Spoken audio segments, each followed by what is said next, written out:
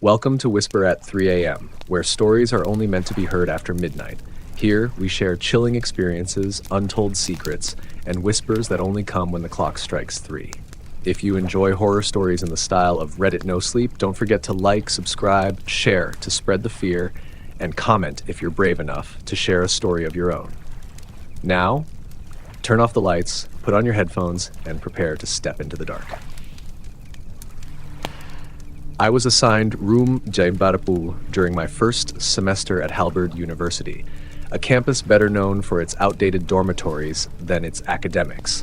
Most people dreaded being placed in North Hall, the oldest building full of creaky floors, flickering lights, and an ever-present draft that made even August nights feel like late October.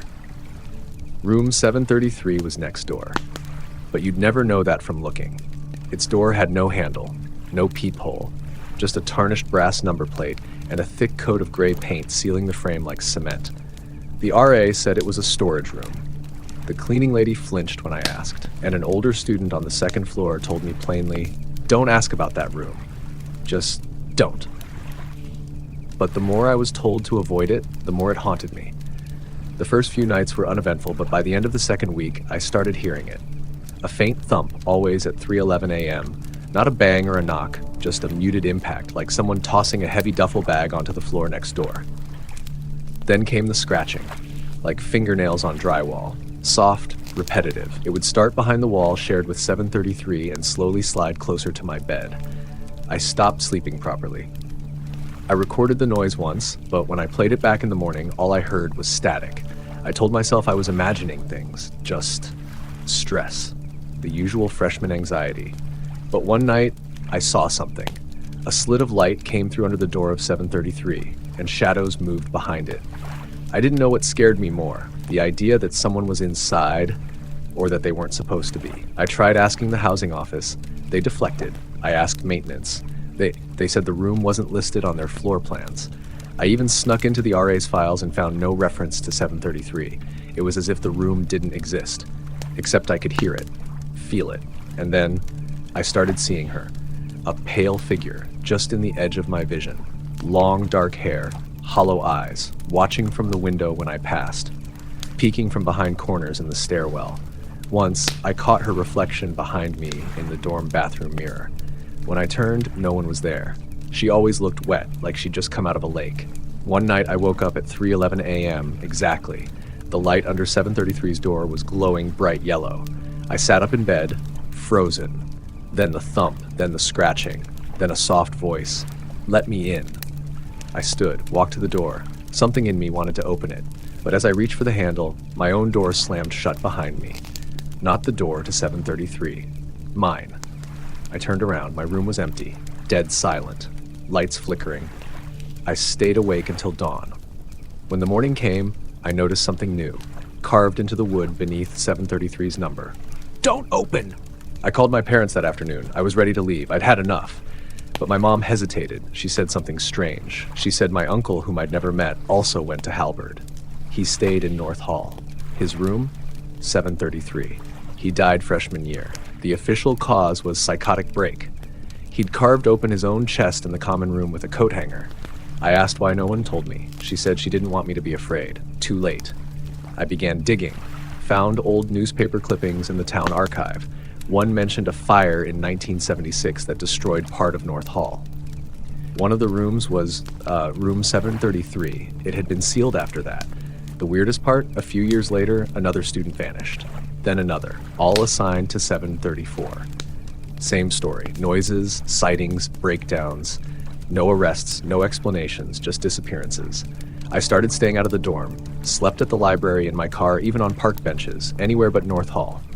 But didn't help.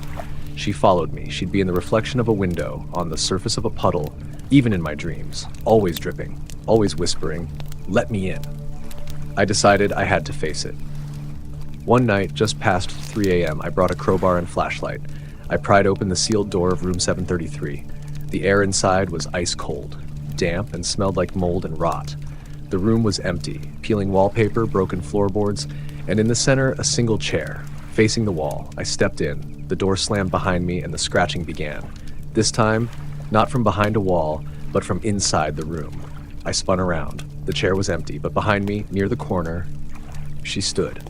Closer than I'd ever seen her. Skin gray, waterlogged, hair dripping black onto the floor. Her eyes were two pits of shadow.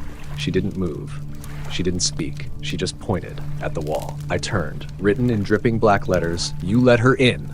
I ran, fought the door open, and fled down 7 flights of stairs. I collapsed outside, heaving, but it was too late. Since that night, the scratching follows me, no matter where I go, even when I transferred schools, even now. Every night at 3:11 a.m., the light flickers, the thump comes, and the voice returns. I don't live in room 734 anymore, but I think she does, and I think I'm still in room 733. The house with painted doors. I don't remember who told me about the house. Maybe it was Nathan, or Liz, or one of the kids at the park who swore it was real. A house with doors painted on the walls. Not real ones, paintings. But they said if you touched them long enough, they'd open. I didn't believe it. Not until I saw it with my own eyes. It was tucked behind a thicket of pine trees on the outskirts of Gray Ridge, not marked on any map. No driveway, no mailbox. Just a 2-story farmhouse, sagging but upright, with black shutters and an overgrown yard. Every window boarded up, every surface coated in dust. But what stood out were the doors, dozens of them, painted directly on the interior walls. Each door was different, some arched, some square, some elegant with golden knobs, others crude with wooden slats, no hinges, no frames, just doors, all painted with unsettling detail. One even had a painted keyhole. The house had that old smell, mildew, iron, something else, something sweet and rotting beneath it all. The first time I went inside, I was alone. I thought I was brave, or stupid, probably both. The main room had 3 painted doors. I touched the first one, cold and rough beneath my fingers. Nothing happened. I tried the second, waited, knocked. Still nothing. The third, I pressed my palm flat against the center panel. I don't know how long I stood there, maybe a minute, maybe 10. But then, the wall shivered. My hand sank inward just slightly, and then the door opened. No sound, no swinging motion. One blink, and it was simply open, revealing a room that didn't belong to the house. It was a hallway. Narrow, lined with red wallpaper and flickering sconces. I stepped through. Immediately the air changed, heavier. I could hear music, old warbly violin notes echoing from somewhere far off. The hallway curved, descended, and ended at another painted door. This one blew. I turned back. The entry had vanished. Panic didn't come until I touched the blue door, and it didn't open. I pounded on it. Nothing. I tried running back, but the hallway just stretched longer. The violin music got louder, distorted, and then I heard footsteps, not behind me, above me, as if something was walking upside down on the ceiling. I don't remember finding the exit. I just remember waking up in my bed, shoes still on, hands smeared with red paint. I checked my phone. 1 missed call, from me. I didn't go back for weeks. I avoided that part of town, but I started seeing the doors everywhere, on alley walls, in dreams, in reflections. Once, in my apartment mirror, I saw a green door behind me. I turned. Blank wall. I finally returned to the house. This time Nathan came with me. He laughed at first, called it urban legend crap, but he stopped laughing when the 4th painted door opened by itself. It was pitch black inside. He reached in, pulled his hand back like it had been burned. His fingers were covered in bite marks, tiny ones, like a child's teeth. He refused to go back after that. Smart man? But I wasn't smart. I was obsessed. Something about the doors, they called me. I started cataloging them, photographing them. Door number 1 led to the red hallway. Door number 4 to the dark room. Door number 9, I wish I hadn't opened door number 9. It was a staircase. Endless. I descended for what felt like hours. No lights, just the dim glow of my phone screen. At the bottom, I found a room filled with mirrors, but none of them showed me. Each showed a different person. A child crying, a man with no mouth, a woman with hollow eyes. One mirror cracked as I stared into it. The reflection stepped out, and I ran. Again, I woke in my bed. This time, my phone had a new photo. Me. Standing at the bottom of the mirror room, but I never took it. I tried to burn the house, poured gasoline across the porch, lit a match. The fire caught for a second, then vanished. No smoke, no ashes, just silence, and one new door. Painted on the front steps, white, with my name carved on the center. That night, I dreamed of a door in my chest and something knocking from inside. I screamed. No sound came out. I'm writing this now because I don't know how much time I have left. Last week, I found a painted door in my apartment. It wasn't there the night before. Yesterday there were 2, today 4, each one closer to my bed, and last night one was cracked open. They're coming for me, through the doors. Not to kill me. No. Worse, they want me to become part of the house, to paint, to wait, to open when the next poor soul knocks. If you ever find it, don't go in. If you see a painted door, don't touch it. And if you hear music in the walls, it's already too late. The tunnel. It was never on any map. Not the ones at the ranger station, not online, not even in the old survey books. But the locals knew about it. The tunnel past mile marker 17, they'd say. Don't go in, even if you hear someone calling. I thought they were being dramatic, until I went in. It started with a hiking trip, just me, my camera, and 3 days of solitude. I'd planned to take the Ridge Trail, loop through Fern Creek, and spend the night near the bluff. But somewhere along the way, I missed a turn. The markers got sparse, the air grew colder. Then I saw it. A narrow break in the ridge wall, almost hidden behind an outcrop of trees. No sign, no graffiti, just a smooth, circular opening carved into stone.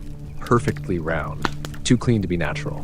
At first, I thought it was an old mine shaft, but there were no beams, no supports, no equipment, just cold air seeping out like breath and silence. A kind that swallowed every sound. Even the crunch of gravel under my boots faded as I stepped closer. I should have turned around, but I didn't. I switched on my headlamp and stepped in. The tunnel was straight and featureless. No branching paths, no markings, just endless smooth stone and that unnerving quiet. I kept walking, checking my watch every few minutes. 10 minutes passed, then 20. No curve, no end. When I turned around, the entrance was gone. Not just distant, gone. Only more tunnel behind me. I started to panic, rushed back the way I came, or thought I came.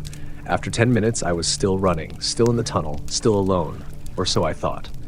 That's when I heard it. A whisper. Very faint. Not behind me, not ahead. From above, like something clinging to the ceiling, breathing through stone. Then footsteps, but not mine. Slower, bare, scraping.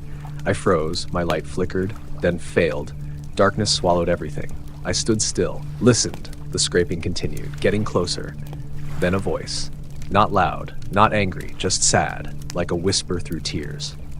Why did you leave me? I turned and ran, blind in the dark, hands scraping walls, feet stumbling over unseen ridges. The voice followed. I tripped and fell hard. Hands hit cold, wet stone. I tasted blood. Then light, just a flicker. I grabbed my backup flashlight and turned it on. The beam wavered, catching only damp walls. No one there. But something had changed. The tunnel walls weren't stone anymore. They were flesh-like, pulsing, breathing, and I could hear a low thumping, like a heartbeat, far away, then closer, then matching mine. I pressed on, light shaking in my grip. The tunnel twisted now.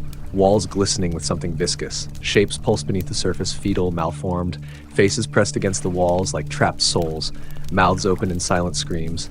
I stopped running, I walked, slow, deliberate. And that's when I saw the door, a rusted metal hatch in the wall, out of place, wrong, but familiar. I reached for the latch, it opened on its own. Inside, darkness, but I felt a pull, a need to enter, and behind me the tunnel groaned, like it was waking up.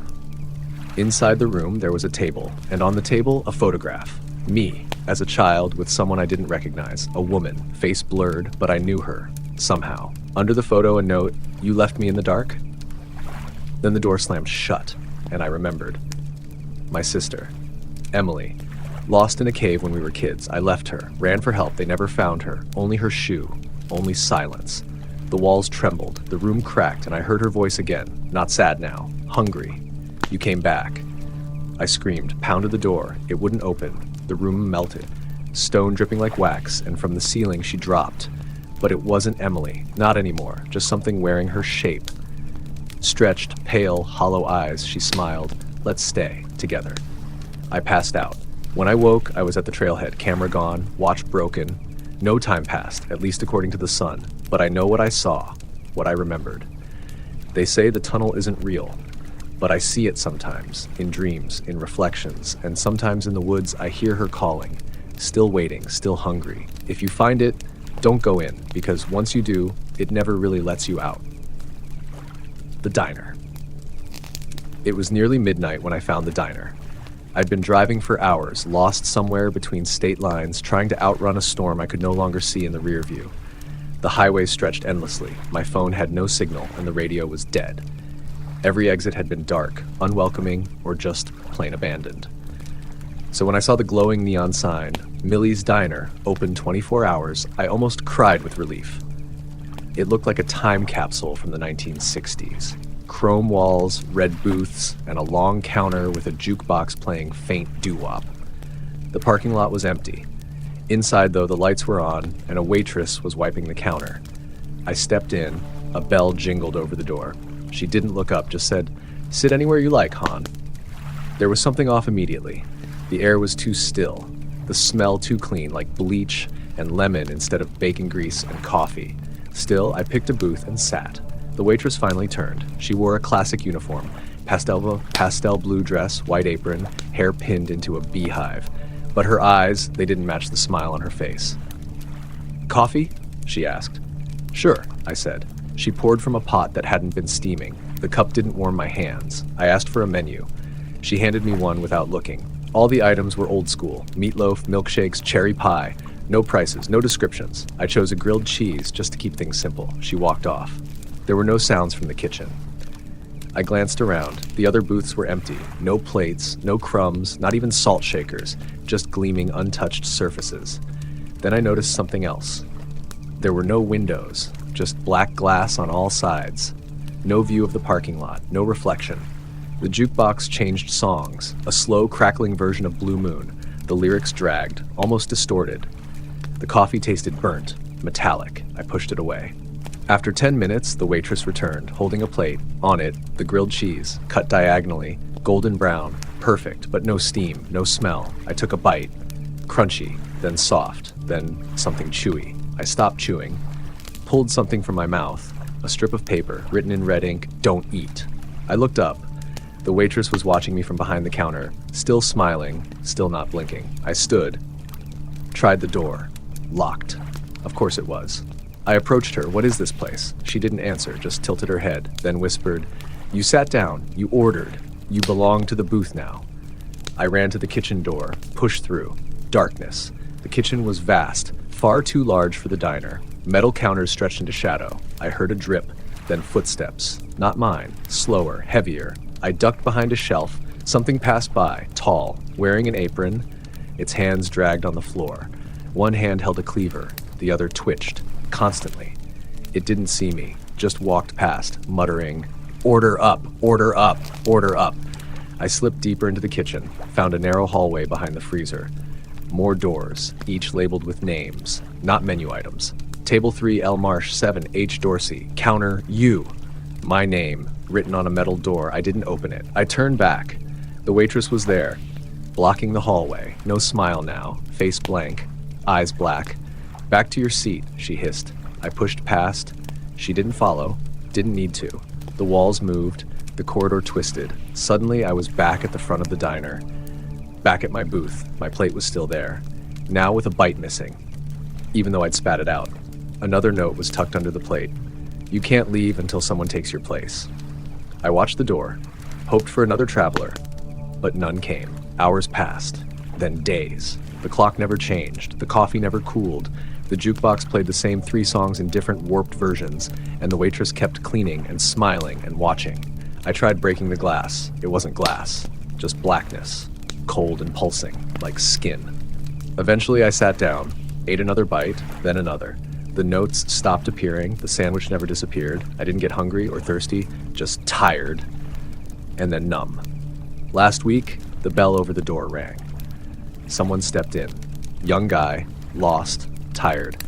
The waitress greeted him, told him to sit anywhere. He picked the booth across from mine. I tried to speak, to warn him, but I couldn't move, couldn't speak, could only smile. Just like her. Now he's in the kitchen, screaming. They always scream, but eventually they sit, they smile, they wait. If you see a diner in the middle of nowhere, glowing bright in the dead of night, don't go in. If you're already inside, don't order, because once the plate hits your table, you're part of the menu. The doll with the lifelike eyes. I never believed in haunted objects. Growing up, I was the kid who laughed during horror movies, the one who rolled his eyes at ghost stories. But that was before I met Emma. It started innocently enough. My girlfriend Sarah and I had just moved into an old Victorian house in the countryside, the kind with creaky floorboards, antique fixtures, and a history that stretched back over a century. We were both artists, drawn to the charm and character of the place. While unpacking, we discovered a hidden attic behind a false wall in one of the upstairs bedrooms. Inside, among the dust and cobwebs, sat a single object, a porcelain doll. She was beautiful in a haunting way. Golden curls framed her delicate face, and she wore a faded blue dress with lace trim. But it was her eyes that captured my attention. Brilliant green, so lifelike they seemed to follow you around the room. "She's gorgeous," Sarah said, picking up the doll. "We should clean her up."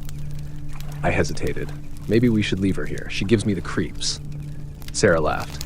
"Don't be silly. She's just a doll." We named her Emma and placed her on a shelf in the living room. At first, everything was fine, but soon strange things began to happen. Objects would move from their places. Lights flickered without reason. At night, I would hear soft footsteps in the hallway, but when I checked, no one was there. I started having nightmares.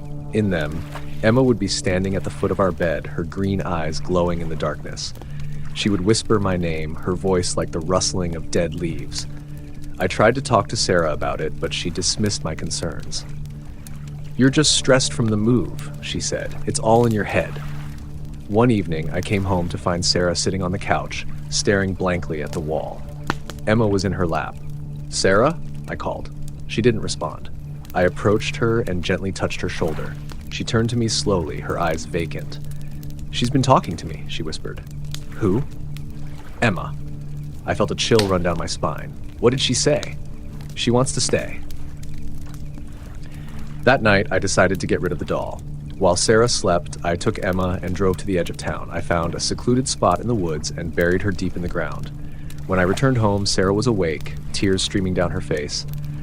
"Why did you take her?" she demanded. "I had to. She's dangerous." "You don't understand," she sobbed. "She's part of me now." The next morning, Emma was back on the shelf. I was stunned. "How is this possible?" Sarah smiled. "She came back. She always comes back." I couldn't believe what I was seeing. I took the doll and tried to destroy her, burning, cutting, smashing, but nothing worked. She remained pristine, her lifelike eyes mocking me. Desperate, I contacted a local historian who specialized in the occult. He agreed to meet me at the house. Upon seeing Emma, his face turned pale. "This doll is cursed," he said.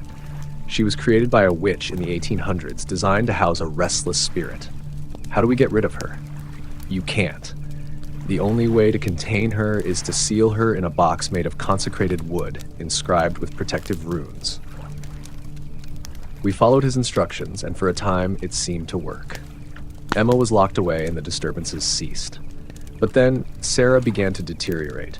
She became withdrawn, her eyes losing their spark. She would sit for hours, staring at the sealed box. One night, I found the box open and empty. Sarah was gone.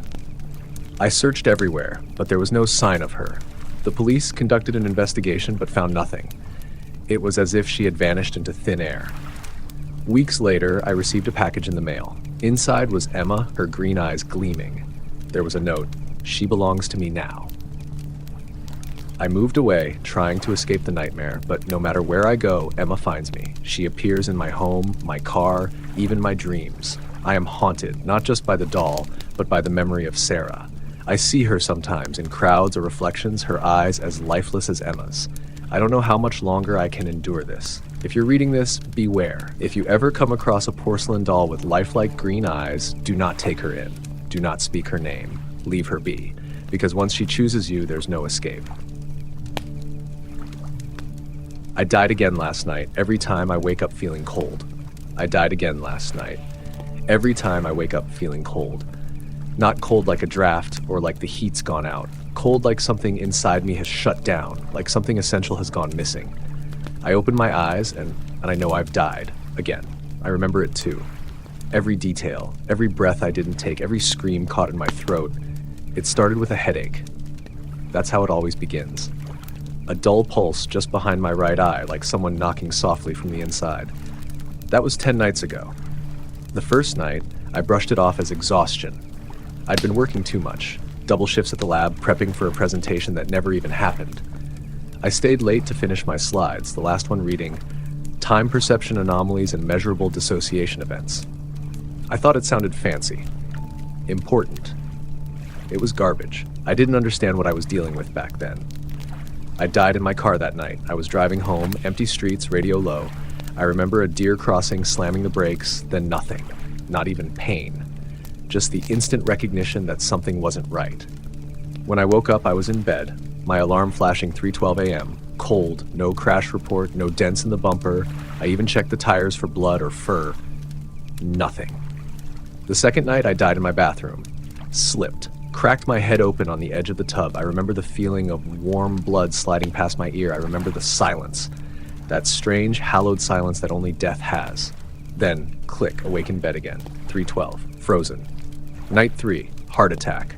Night 4, gas leak. 5, mugged and stabbed. 6, spontaneous aneurysm. 7, something hit me in the head while I was taking out the trash. There was always that same rhythm. Headache, death, cold wake up. I started writing them down. Each morning I recorded everything I could remember. The dates, the cause, the sensations. I kept the notebook under my pillow like a sick dream journal. On night 8, I tried staying awake. Drank 6 energy drinks. Set alarms every 30 minutes.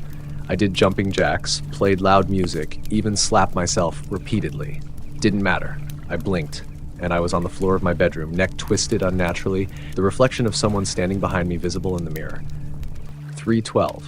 Cold. Screaming. I stopped trying to prevent it, started trying to understand it. I moved the mirror, slept on the couch, changed my sheets, cleaned the apartment obsessively. Nothing helped. Night 9, I saw him. It was a reflection again, barely a silhouette, but it was clear this time. A man. Tall, thin, no facial features I could distinguish, but he was standing at the foot of my bed, watching me. He didn't move. He didn't speak. I died that night too. Suffocated in my sleep. A pillow pressed over my face, though when I woke up, the pillow was neatly under my head again. Last night was the worst. I came home from work early, pretending to be sick so I could prepare. I checked every window. I taped a knife under the coffee table. I locked every door twice. I even called my brother, told him to check on me if I didn't respond by morning. He laughed, thought it was another one of my morbid jokes. Dream death again? He said. Should lay off the late night horror podcasts, man. I didn't argue.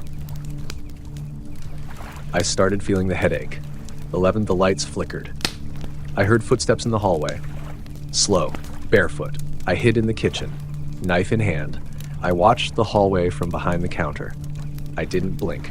At 1:42 a.m., the front door creaked, but it was still locked. Then came the whispering. Not words, not even sound really. More like suggestion. Like a thought that wasn't mine. I could feel it crawling under my skin like ants made of static.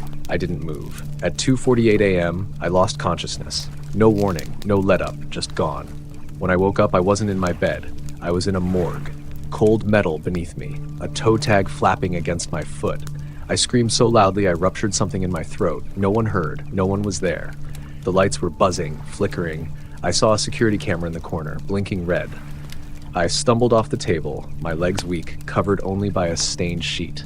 The tag read DOE0814 Twin 13. That isn't my name, that isn't my birthday. I ran through silent, sterile halls. I opened doors, yelled for help. Every room was empty. Gurneys overturned, tools rusted.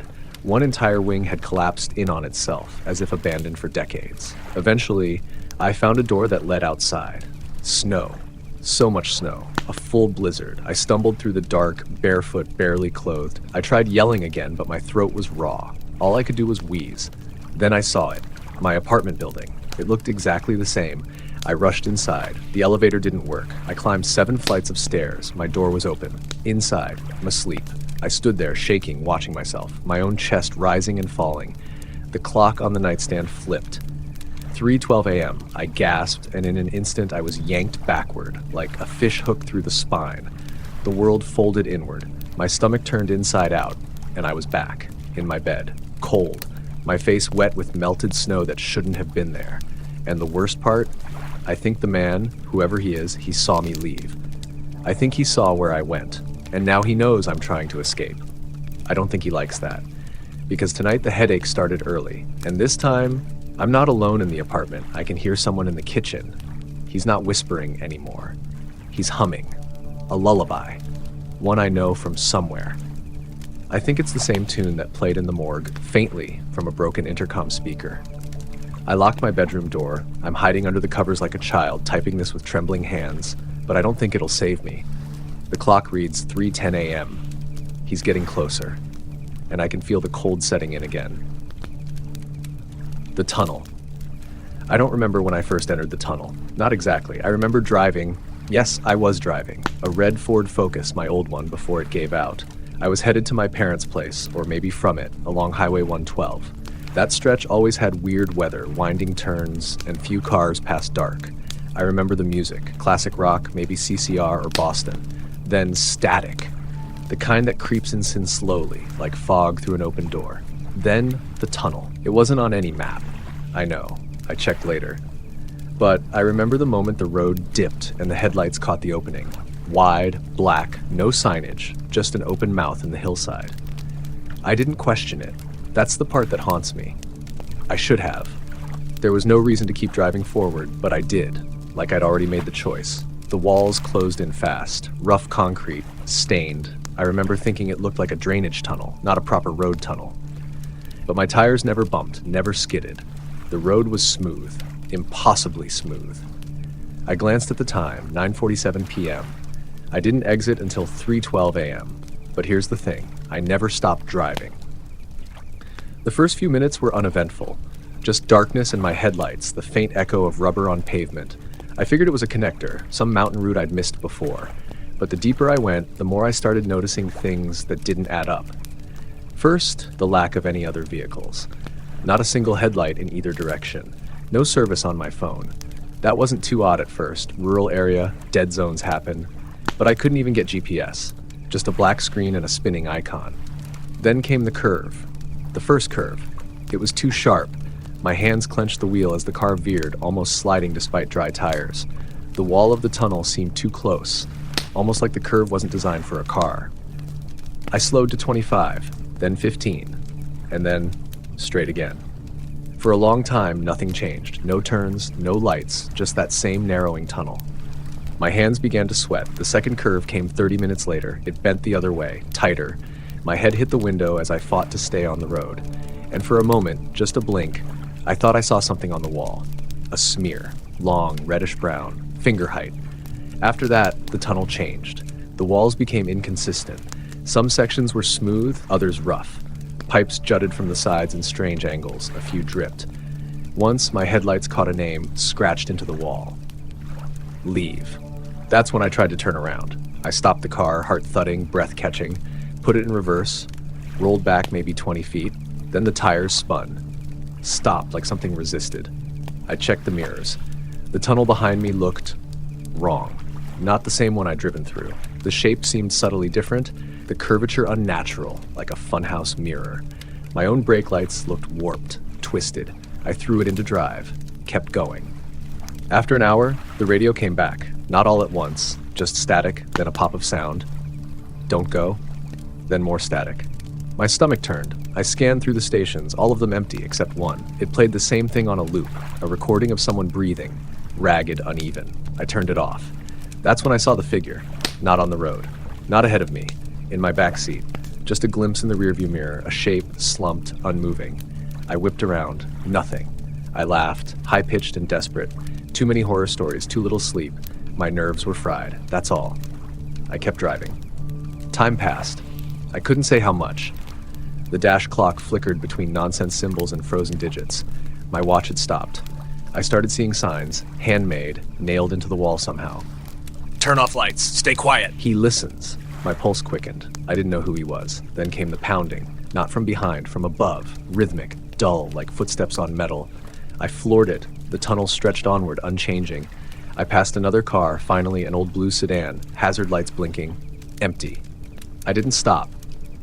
Eventually, I lost track of reality. My thoughts fractured. I began repeating my name out loud, my address, my birthday, anything to stay anchored. At some point, I tried honking. Useless. The sound was swallowed by the tunnel. Then, music.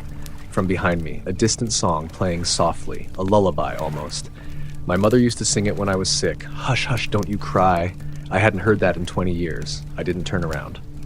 When the car ran out of gas, I cried. The engine sputtered, then silence. I was alone, inside the tunnel. And it was cold. I sat there for a long time. Hours, maybe. The dark pressing in, I couldn't see the walls anymore. That's when the lights came on, not mine. The tunnels. Bare bulbs strung along the ceiling every 10 feet. One by one, they flickered to life, and I saw him, down the road, standing perfectly still. Tall, thin, head tilted, watching me. I didn't move. He took one step forward, then another. Slow, measured. I reached for the door, fumbled, ran. The tunnel is longer on foot, much longer. I've been walking for, I don't know. My phone's dead, my watch doesn't tick, the walls stretch endlessly. Sometimes I think I see the exit, just a speck of light, but it never gets closer. Sometimes I hear footsteps behind me, sometimes ahead, sometimes both. Once I found a door, a real metal door in the side of the tunnel. I opened it. Inside, a room, small, windowless, a table, a chair. On the wall, a mirror. I looked into it and something looked back. Not me, not exactly. Its smile still wakes me up screaming. Eventually, I collapsed. Woke up cold, in my car, gas tank full, radio silent. The clock, 3:12 a.m. I was parked in front of my parents' house. But the tunnel, it's not done. Every night since, I wake up cold. Sometimes I hear the music, sometimes I see water pooling beneath my bedroom door. Sometimes I find dirt on my shoes. I don't remember leaving. I don't know if I ever truly came back, but I can feel him watching, waiting. The tunnel doesn't end. It only loops. The passenger. I take the 11:30 p.m. bus every night, Route 18, northbound. It's mostly empty, just me, sometimes a drunk or two, maybe a nurse on her way home.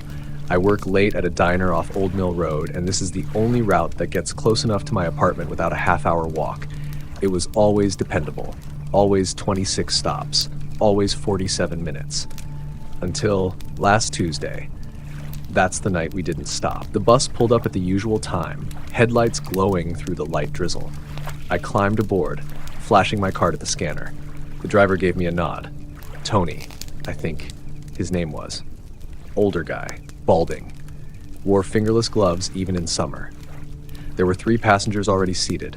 A guy in scrubs, staring dead-eyed out the window, a woman clutching a grocery bag to her chest like it might run away, and someone at the very back, face in shadow. I took my usual seat, 3rd row from the back, left side. Just far enough from everyone to feel safe, but close enough to the exit. The engine groaned, the doors hissed shut, and we pulled away from the curb. At first, everything seemed normal. Streetlights passing in a hypnotic rhythm. The gentle sway of the bus as we turned corners. The quiet hum of tired people trying not to exist too loudly. Then we missed the first stop. I blinked. Thought maybe I was distracted. But we rolled right past the gas station on 5th, stop number 4. Then we missed the next one. And the next. By the 7th skipped stop, I leaned forward. "Hey, Tony," I called. He didn't respond. I got up, walked down the aisle. "Sir?" Still nothing. He was staring straight ahead, hands rigid on the wheel, his knuckles white. His eyes didn't blink. I touched his shoulder. He didn't flinch. That's when I noticed the windshield. There was nothing outside. Not just darkness. Nothing. No streetlights, no buildings, no road. Just an endless black expanse, as if the front of the bus pointed into a void. I stumbled back. What the hell? That's when the lights flickered. A soft buzz and the fluorescence blinked overhead. The woman with the grocery bag looked up, her face pale. "Where are we?" she whispered. I didn't answer, because I didn't know. The man in scrubs started muttering, "It's not real. It's not real. This is just a dream." He rocked in his seat, the eyes wide. The woman began sobbing quietly. I turned to the back, to the figure I hadn't paid attention to before. They were still sitting in the shadows, face obscured. But now they were watching me. I don't mean glancing, I mean watching. Unmoving, intent, like I was a TV screen and they were waiting for something to happen. I took a shaky step forward. "Do you know what's going on?" I asked. They didn't answer. Instead, they raised one arm, slowly and pointed, forward, to the driver. Then they vanished, not like someone hiding, not like slipping between seats. One moment there, the next, gone. I rushed to the front again, grabbed the driver's arm. "Stop the bus!" I shouted. Still no reaction. The wheel spun slightly under his grip. The bus swerved, but stayed on course, whatever course that was. I looked at the dashboard. No speedometer, no fuel gauge, just a single flickering light labeled "In Transit." I hit the emergency stop button. Nothing happened. I pulled the lever to open the doors. They didn't budge. The woman with the bag screamed. I turned and saw why. The windows were changing. Instead of blackness, there were faces pressed against the glass from the outside, pale, distorted, eyes too wide, mouths open in silent screams. They moved with the bus, as if floating just beyond the frame, trying to get in. The man in scrubs lost it. He stood, yelling, swinging his bag at the windows. "They're watching! They're all watching!" He grabbed the door and tried to pry it open with his hands, and then he was gone. The doors hissed open just for a second, and he stepped out, into nothing. The doors closed again. We didn't hear a scream, just silence. I collapsed into the driver's seat, shoving the stiff driver aside. He didn't resist, just slumped over, eyes still open. I grabbed the wheel, turned it hard. Nothing. The bus didn't respond, it just kept moving. Eventually, the woman stopped crying. We sat across from each other, silent. Time passed, an hour, a day. The lights never changed, the bus never slowed. The faces at the windows faded, replaced by scenes. A hospital hallway, a nursery, an office cubicle, a narrow alley. Each window showed something different, none of them matched. And then I saw my apartment, my kitchen window, the peeling sticker of a cat on the glass. I stood, pressed my face to the pane. Inside, I saw myself, cooking, laughing, alive. I pounded on the glass. "Hey!" The me in the kitchen looked up, tilted their head, walked to the window, and closed the blinds. I sank to the floor. The woman was gone, just gone. No sound, no was alone, or so I thought, until I felt breath on my neck. I turned. The passenger from the back seat was there, closer than anyone had a right to be. They still had no face, just the idea of a face. They opened their mouth and whispered, "You never left." I woke up on the bus, back in my seat, 3:12 a.m., just like every night since. Same driver, same passengers, same void. We never stop, we never arrive. Sometimes a new passenger gets on. They always look confused, scared. I try to warn them, but I can't speak anymore. My mouth moves, but no sound comes. All I can do is watch, just like the others. If you ever find yourself on Route 18 at night and the bus comes early, don't get on, no matter how tired you are, no matter how cold it is, because once you board, you never leave. The Spire in the Woods. I grew up in a small town surrounded by forests, Pine Brook, Pennsylvania. You probably haven't heard of it. Blink on the highway and you'd miss it. One gas station, 2 churches, and a high school that used to be a furniture warehouse. Everyone there knows about the woods, not because of any special trail or scenic view, but because of the spire. We all knew the stories. Deep in the woods, there's a black spire made of stone. No markings, no entrance. Just a single vertical monolith poking out from the trees like a grave for something ancient. The rule was simple. Don't go looking for it. I first heard about the spire when I was 12. Some kid named Aaron claimed his older brother found it on a dare, said he touched it and had seizures for a week. Other stories said it moved, that if you found it once, you'd never find it again, that it watched you. I didn't believe any of it. I was a rational kid, a science nerd. Ghost stories were fun until you started asking real questions. But then Paul disappeared, and everything changed. Paul Ritter was in my grade. Quiet, lanky, liked to sketch. We weren't close, but we shared a few classes. One Friday, he stopped showing up. Rumors spread. He ran away, he got arrested, he OD'd. But then his bike was found, abandoned at the edge of the woods near Crayfield Hollow. No tracks, no signs of struggle, just the bike, leaning against a tree. That was the first time I seriously thought about the spire, because Crayfield Hollow was the direction all the old maps pointed. 2 weeks later, I found Paul's journal. We had been working on a group project and I'd borrowed a book from his locker. The journal was inside, black, unmarked. I read the whole thing in one night. It started normal, sketches, class notes, then obsession. Page after page describing the spire, its exact shape, its height, its position relative to stars. He mentioned dreams, always the same. A clearing in the woods, the spire standing tall, a low hum vibrating the ground. He said it was calling to him. The final entry read, "If I don't come back, burn this book. Don't let it speak to anyone else." I didn't burn it. I showed the journal to my friend Daniel. We were both into weird stuff. cryptids, urban legends. He wanted to find the spire. You realize we're probably looking for a rock, I said. He grinned. A haunted rock. We planned the trip for Saturday. Brought flashlights, energy bars, a compass, and printed sections of Paul's notes. It took 5 hours to find the clearing. It wasn't marked on any map. The trees thinned unnaturally, like something had pushed them back in perfect symmetry. And there it was, the spire.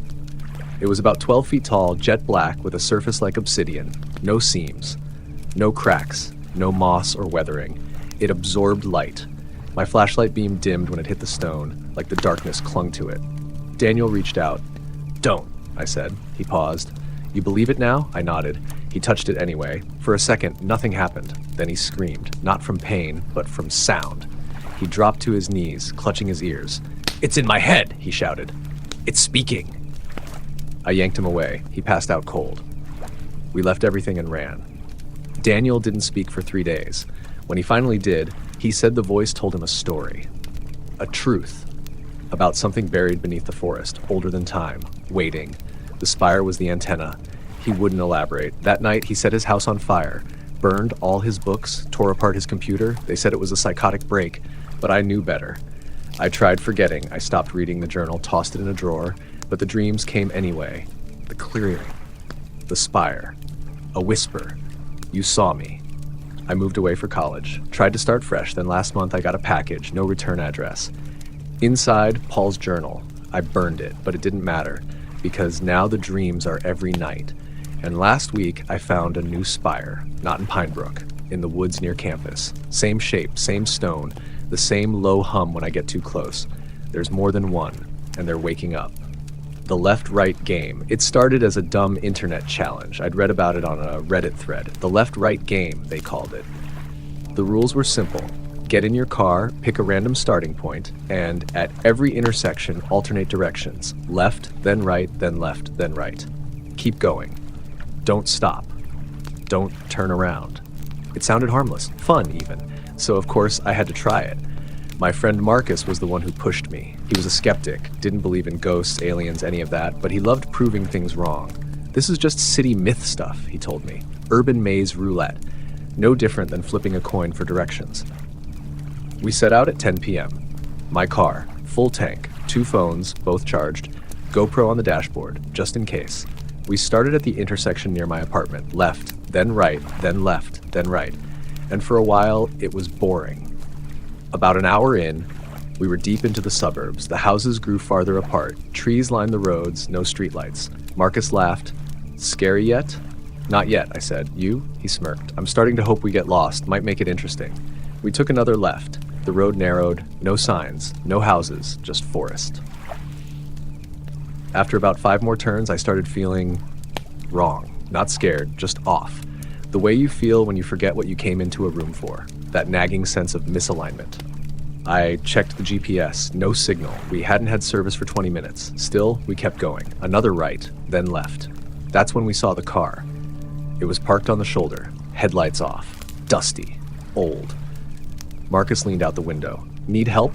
No response. The windows were tinted. No movement inside. We drove past, slow, and I swear, when I looked in the rearview mirror, it was gone. No engine sound, no taillights. Just empty road. Marcus saw it too. He didn't say anything, but his smile vanished. We took the next right in silence.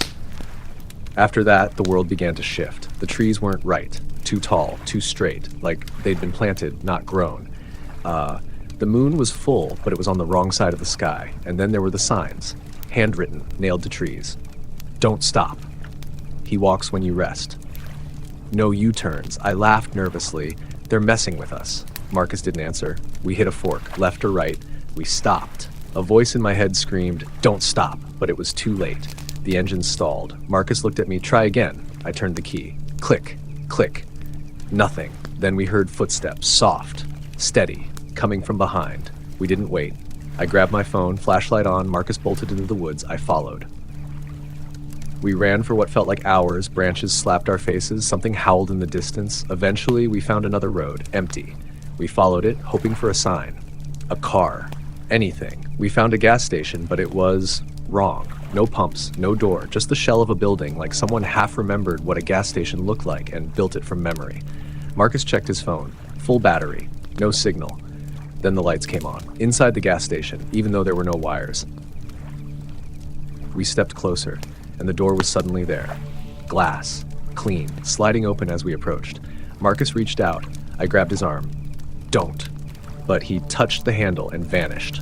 Just gone. No sound, no flash, just not there anymore. I screamed. Beat on the glass. It didn't budge. Then the door was gone again. I was alone. I ran back to the road. I got in the car. The engine turned over, no problem. The GoPro was still running. I rewound the footage, the car, the trees, the signs, the gas station.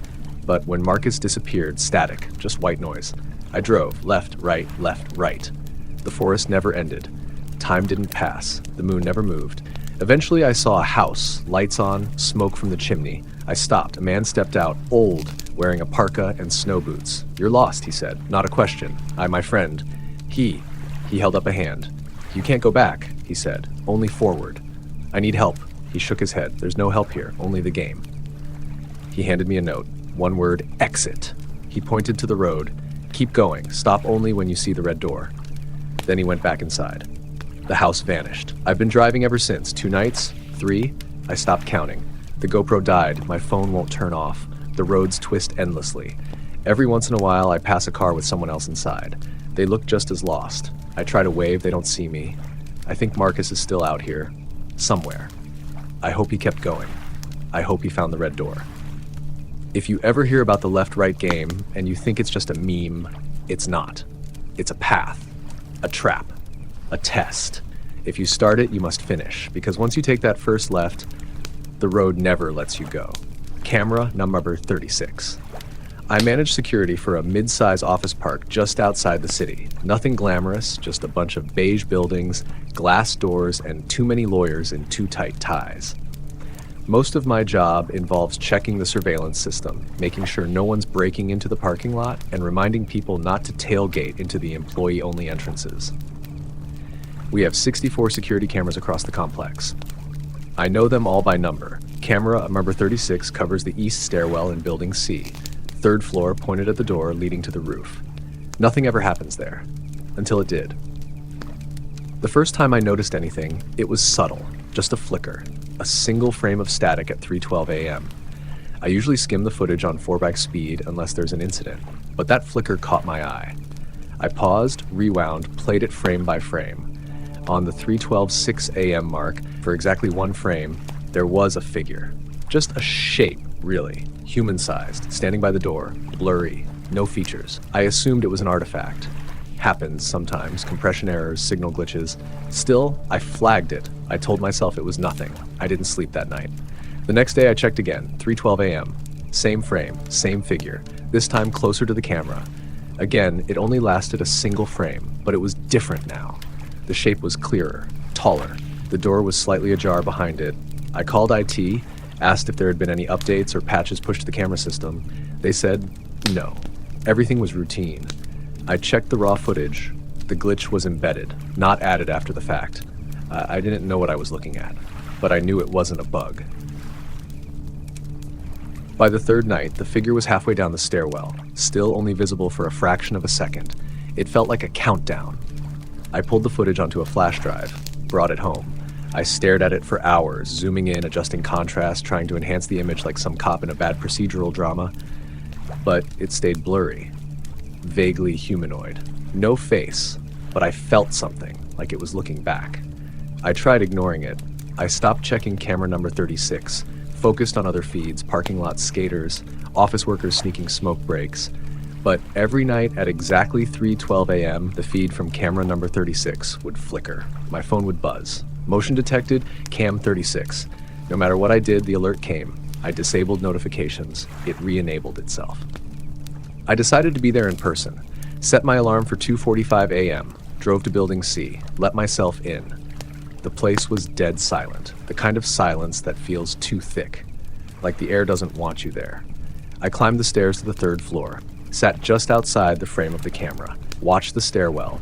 At exactly 3:12 a.m., my phone vibrated. Motion detected cam 36. I looked up. Nothing. The hallway was empty. But when I checked the live feed, the figure was there, standing exactly where I was, looking directly at the lens. My heart stopped. I looked up again. Still nothing. just air, but the screen showed something standing through me. I fled. Didn't stop until I was home. I didn't sleep. The next day, the camera was gone. Camera number 36 was missing from the system. Just blank, like it was never installed. I asked maintenance. They said they never touched it. I went to Building C. Stairwell was locked. Access restricted. No reason given. I tried to forget. I deleted the flash drive, tossed it into a river, but the alerts kept coming.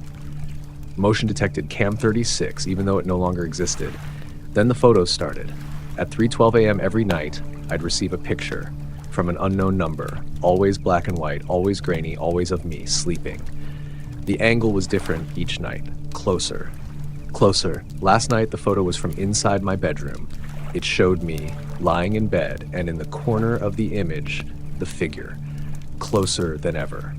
I don't know what it is. I don't know why it's attached to camera 36, but I know this. At 3:12 a.m. tonight, I won't be home. I'll be at the stairwell.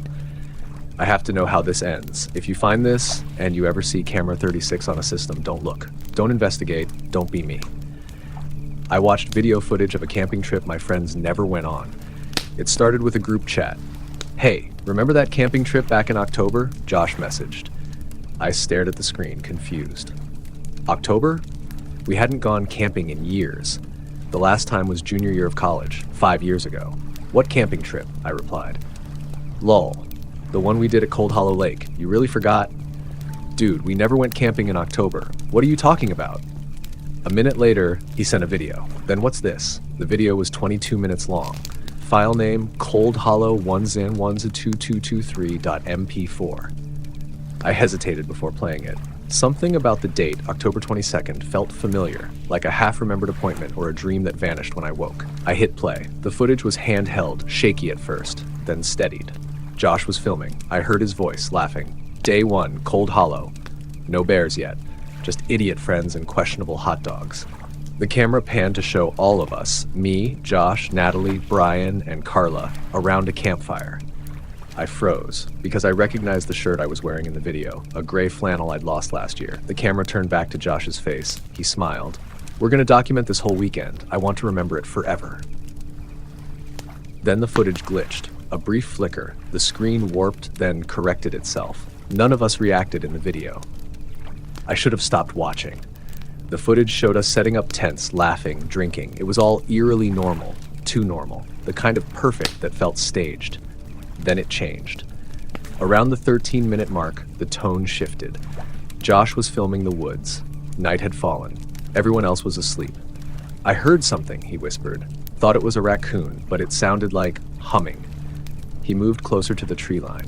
The sound came through, faint, melodic, almost mechanical. Then a figure, barely visible, standing between the trees, not moving, just watching. Josh whispered, "Guys, hello?" The camera turned. Everyone's tents were still. He turned back. The figure was gone. I paused the video, called Josh. "Where did you get this?" He laughed. "Dude, you're in it? You don't remember?" "No, we never went." He paused. "You okay, man?" "I'm serious." "So am I." He hung up. I called Natalie next. Same response. Brian, too. All of them insisted we'd gone. All of them had matching stories. All of them remembered things I didn't, like being stuck in the rain on the second night, like Carla getting lost for an hour, like the humming. They remembered the humming. I finished the video. At minute 16, we're all standing at the edge of the lake. Carla is shaking. "There was something in the woods," she says. "It followed me." Josh laughs. "You got spooked by a deer." "No," she says, "it knew my name." Another glitch. Then, we're back at the campfire. No transition, like a chunk of memory was cut and spliced. We're laughing again, joking, too quickly, like nothing happened. I checked my phone's photo gallery. No pictures from October, no texts, no calendar events. But my phone's file directory showed a folder, Camp OCT22. Inside, more video clips. All of us, all from that same trip, my face, my voice, my movements, but I don't remember any of it. I watched every file, every one ended the same way, with me standing alone looking into the woods, then turning to the camera and saying, "Don't come back." I confronted Josh in person. "I don't remember any of it." He frowned. "You were the one who organized it." "I didn't, I swear."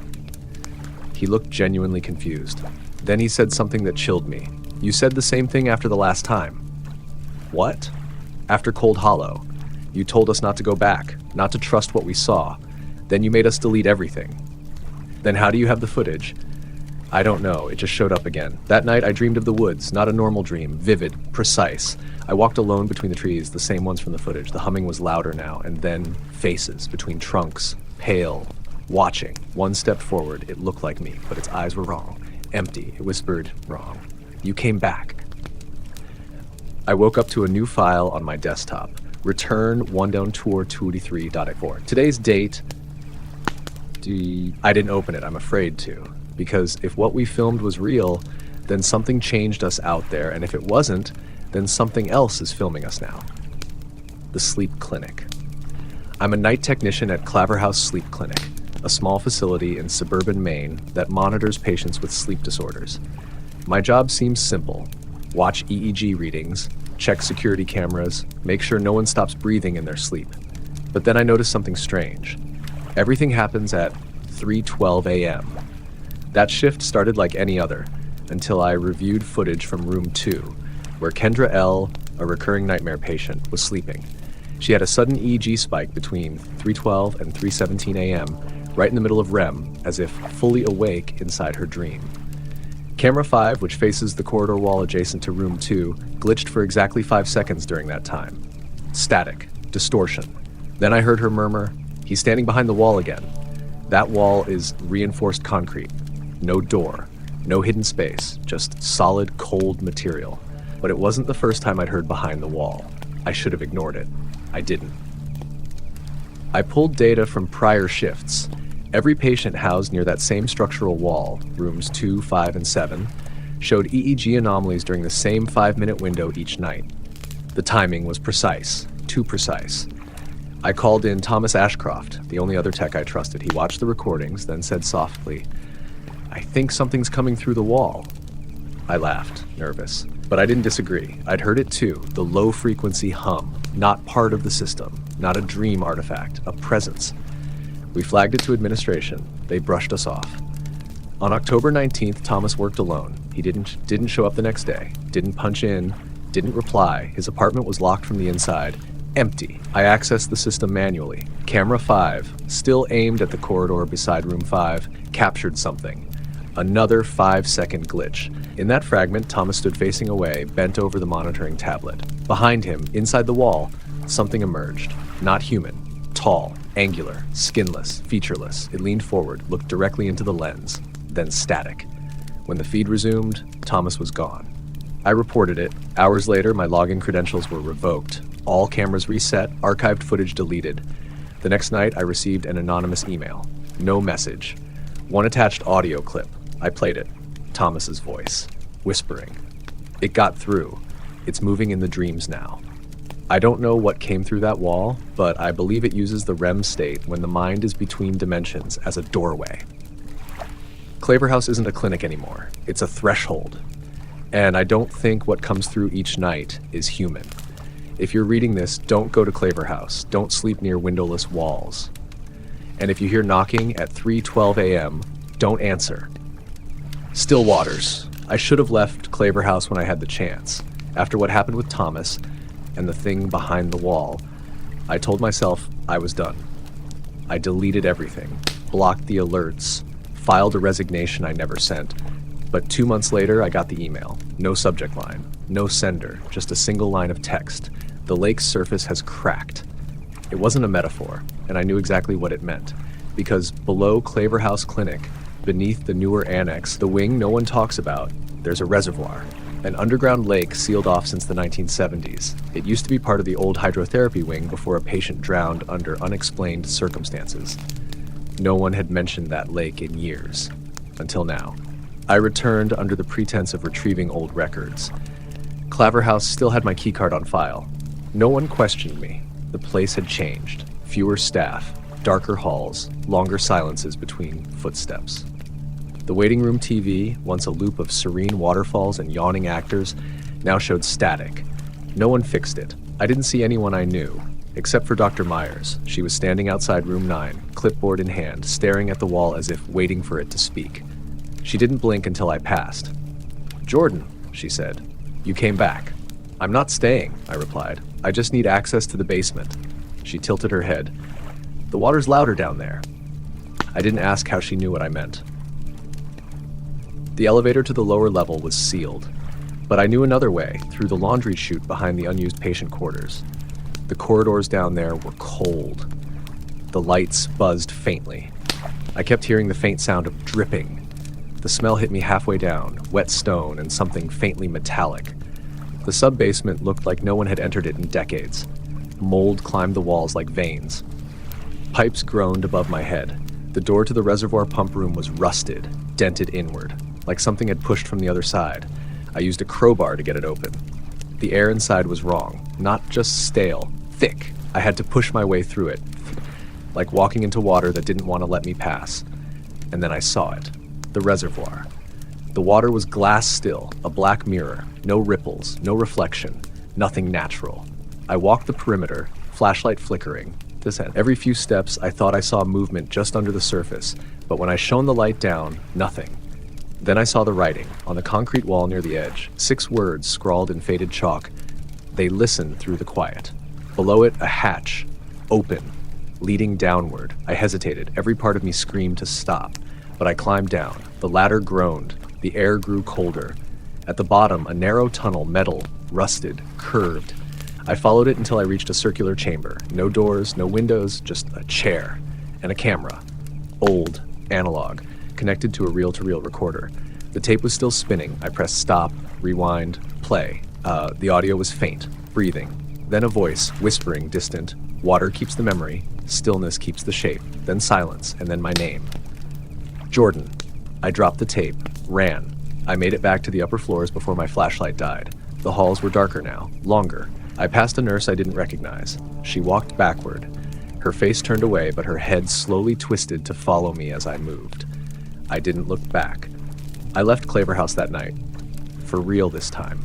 I booked a motel, took a hot shower, tried to convince myself I imagined everything, until I checked my email, a new message. From still at claverhouseclinic.org. Body, we recorded your visit, review attached. There was a file, audio 11204. I didn't download it, but I could hear it anyway, through the speakers, through the walls, a voice, my voice, saying, "The lake is listening." Now I can't sleep because every night, exactly at 3:12 a.m., I hear water dripping from the ceiling. Even when the pipes are dry, I unplugged everything, moved apartments, but the sound follows. Sometimes I catch my reflection in dark screens or puddles, staring back half a second too late. Sometimes I hear breathing from the sink. I think something in that reservoir wasn't just watching, it was waiting, and I think somehow I let it out. If you find this, don't go to Claver House. Don't seek what hides beneath still waters, because silence isn't peace. It's a cage. The Curtis Dragon. The Curtis family lived 3 houses down from us when I was a kid. They weren't close friends, more the kind of neighbors you waved to on the way to the mailbox. Mr. Curtis worked nights. Mrs. Curtis homeschooled the kids. They had 2 sons, Josh and Max, always playing in the yard with toy swords and plastic helmets. Then one summer, the yelling started. Not fighting, not human voices. Something else. It began with a video.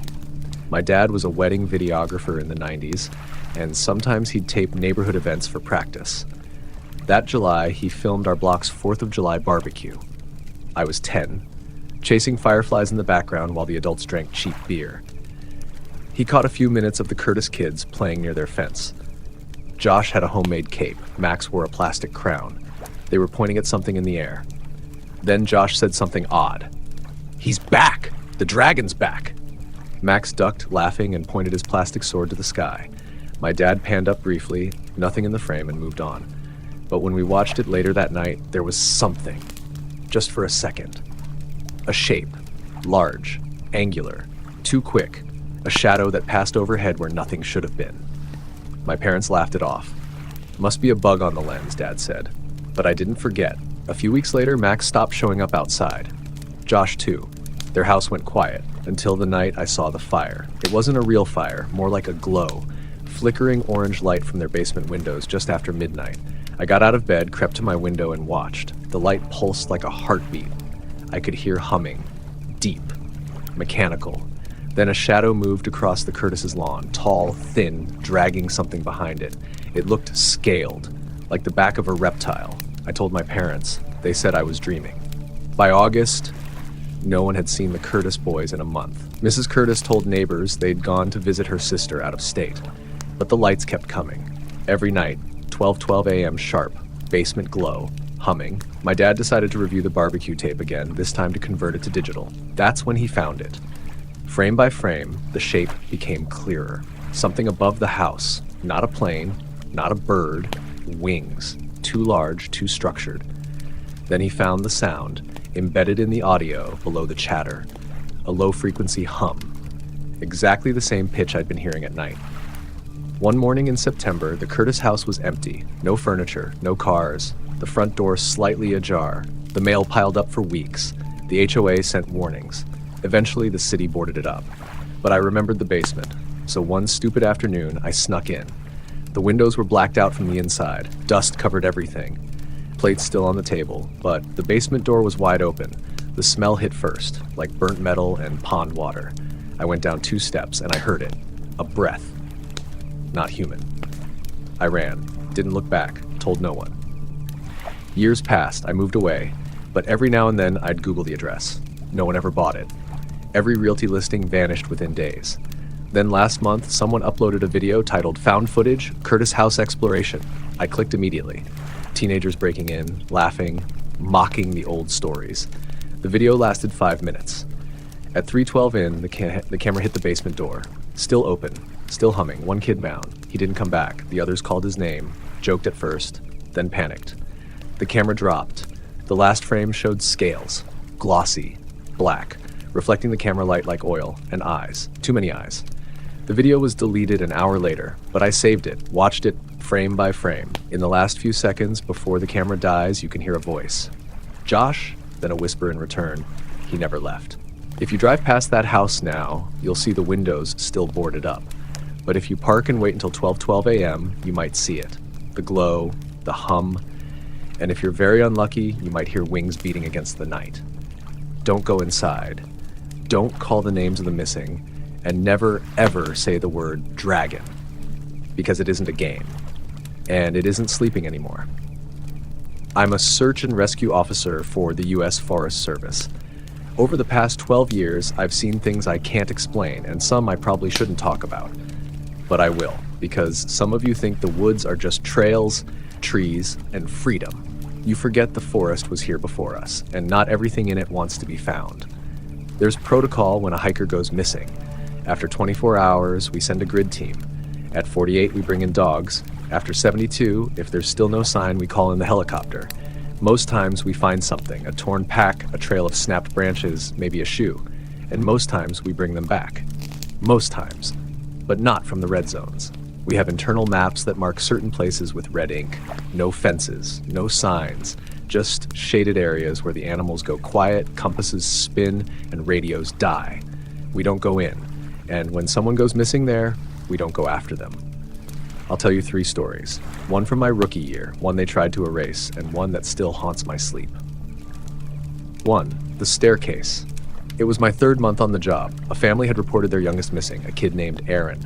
He'd wandered off looking for firewood while his parents set up the tent. Classic case. We spread out in a wide sweep. I was paired with Sam, a veteran who didn't scare easy. About 200 yards from camp, we found stairs. Not a slope, not a hill. Stairs. Just standing there, perfectly intact, carpeted with a wooden banister leading up maybe 10 feet to absolutely nothing. No tracks around, Sam said, walking around them. No structure, no foundations, just this. He started to climb them. I stopped him. The air felt dead, like something was holding its breath. We flagged the location and hiked back. When we returned with the rest of the team an hour later, they were gone. No tracks, no indentations in the ground. Vanished. The next morning, Aaron showed up, barefoot, scratched but alive. He didn't talk for a long time. When he did, all he said was, "I saw a house in the trees, but it didn't have a roof, just stairs." The Whisperers. This was 2015. A solo hiker named Jenna had gone missing. She left a detailed plan, logged her route, packed well. When she didn't return, we followed her GPS trail. It led to a shallow creek. Her pack was there, shoes neatly placed beside it. That's always a bad sign. We camped near the creek to search at dawn. Around 2 a.m., I woke to whispering. Not in my head, not in the wind. Real whispering, coming from the trees. Multiple voices. Low, indistinct. Male, female, a child. They didn't form words I recognized. They just hummed through the trees like water slipping over bone. I got out of my tent, so did the others. The whispering stopped. One of the rookies, Cora, shined her light into the woods. We saw shapes, too tall to be animals, too still to be people. We radioed base. The signal died mid-transmission. By morning, Jenna's pack was gone. Only her shoes remained. They called the search off. The official report said bear activity, but bears don't whisper your name. Vol.3, the Echo Man. This one's fresh. 3 months ago, a guy named Carlton called in a missing persons report for his brother Ellis. They'd been hiking in Firewatch Sector 9 deep off-grid. Ellis never came back. We set out the next morning. Carlton insisted on coming with us. First thing we noticed, no birds, no crickets, nothing. Carlton kept turning his head. "He's calling me," he said. We found a clearing that didn't appear on any map, and that's when the echo started. Every time we spoke, it answered. Same words, same tone, but delayed. At first, we thought it was natural, a weird rock formation, a canyon effect. Then it started to change. Our words came back with different emphasis, different timing, like it was practicing, mimicking. Then Carlton walked into the clearing. He stood in the middle, looked up, and smiled. "I found him," he said. We pulled him out by force. He never stopped smiling. He still hasn't. He's in a facility now, doesn't speak, doesn't blink, just smiles. And sometimes when I visit, I swear his echo comes a beat too soon. I've seen too much. A man found in a tree 40 feet up, twisted into the branches like he'd grown there. A rescue dog that walked into a fog and came back with different eyes. A teenage girl who vanished for 3 days, then reappeared on her parents' porch, wearing someone else's skin. None of it's in the logs. They purge the reports, change the codes, but I remember, and I write them down, because you need to know. If you're ever hiking and find a staircase, don't climb it. If you hear whispering, don't listen. And if you speak and the woods echo back, don't answer. Just run.